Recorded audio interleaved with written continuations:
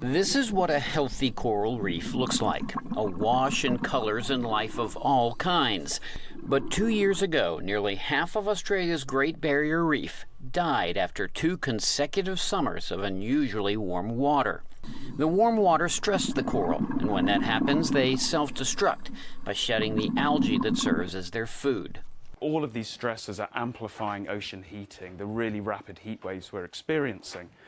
And that's causing the unique symbiosis between corals and their algal symbionts to deteriorate. Once the algae leave, you're left with a bare white skeleton. And this means the corals can no longer gain the energy they need to survive. That is why these researchers are here at this mangrove island. There are crocodiles here, but there are also some very special corals. So the mangrove lagoons are interesting because they create conditions that are warmer, more acidic and have lower oxygen than the adjacent reefs.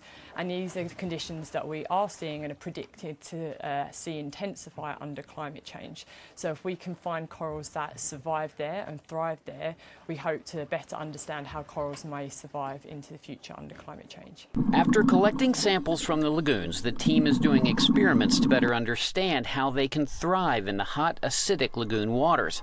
But they are also beginning to transplant these corals to the larger reef systems to make sure they survive a warming world. It's all very well if you can grow corals, but the real challenge then is using them to replant onto the reef and increase the ecology. And this is where we're using brand new techniques, creating little clips to clip them out as quickly as we can, avoiding the use of plastics or chemicals to attach them. And already we're seeing great success with this particular technique.